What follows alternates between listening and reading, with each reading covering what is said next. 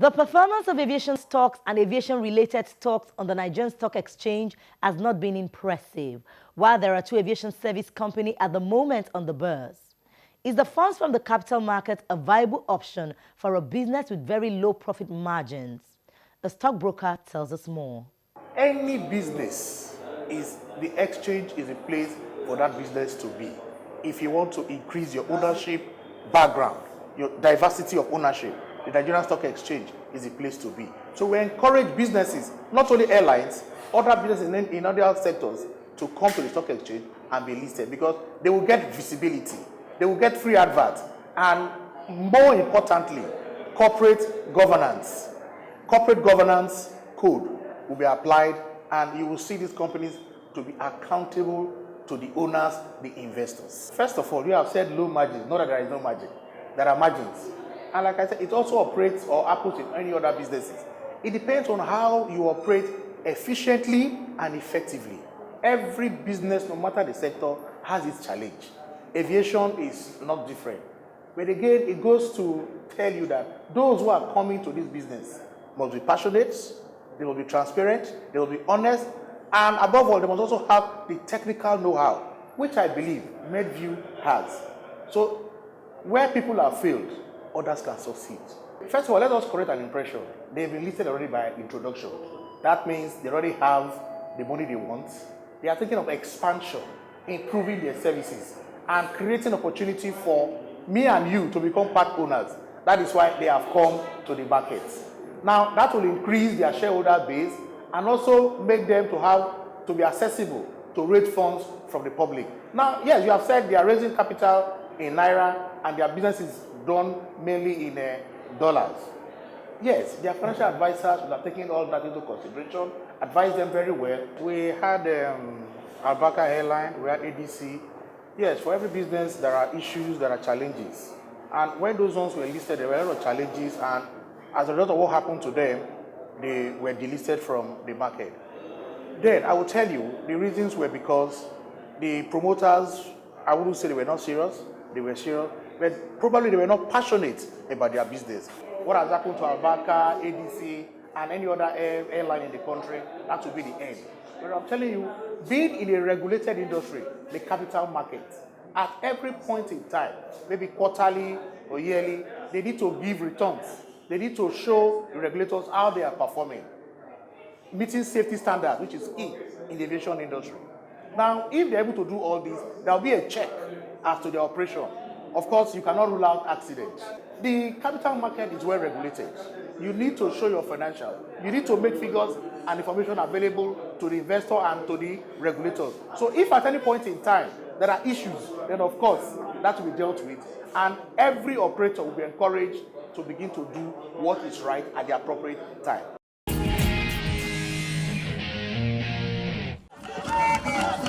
The Imo State government has taken delivery of the first aircraft to kickstart its state-owned commercial airline named Imo Air.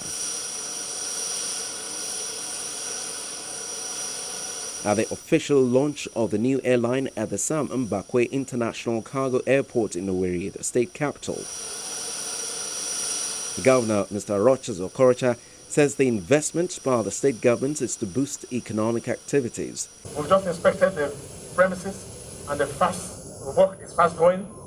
We're hoping that by April this work will be completed, and we're looking forward to seeing the first cargo plane coming from anywhere in this world, be it China or America, into Imo State. This will help to beef up activities, commercial activities in this land.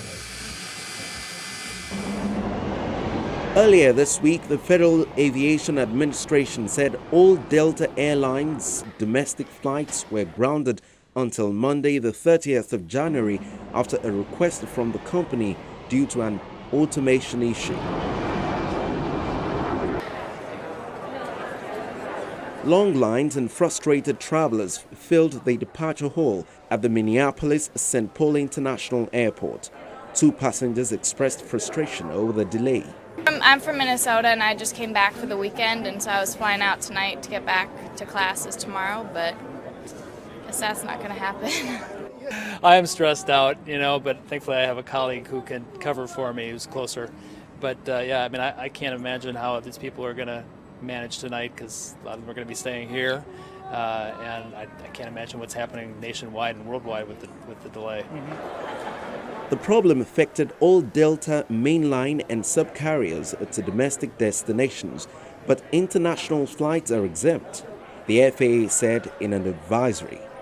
The company said Delta teams are expeditiously working to fix a systems outage that has resulted in departure delays for flights on the ground and that flights in the air remain unaffected. Travelers were greeted with hugs and tears by family and friends at Washington Dulles Airport in Virginia after being detained for hours because they were arriving on flights from one of the 7 predominantly Muslim countries that U.S. President Donald Trump has put on a restricted arrivals list.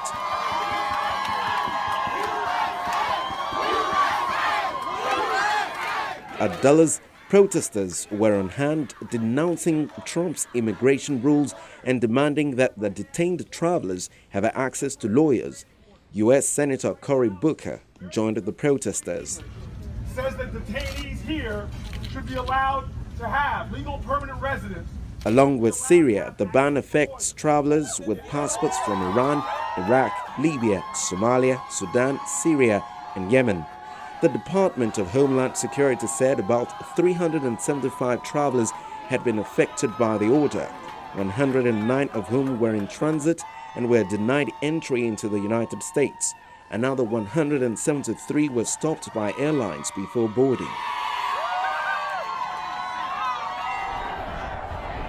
Still on the recent ban on entry into the United States by nationals of several countries, the International Air Transport Association says this may also likely apply to airline crews, leaving the airline industry struggling to understand the implications of the order.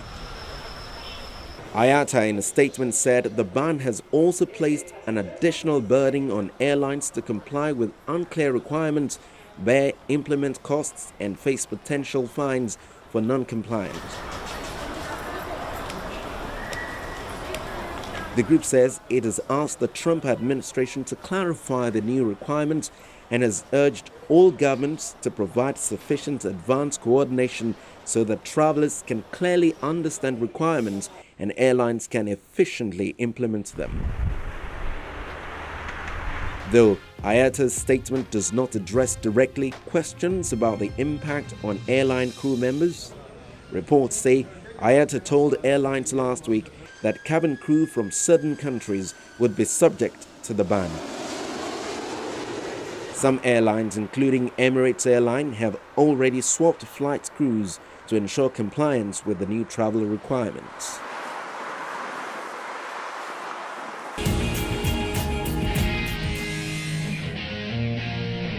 When we return after the break, our feature for the week is next.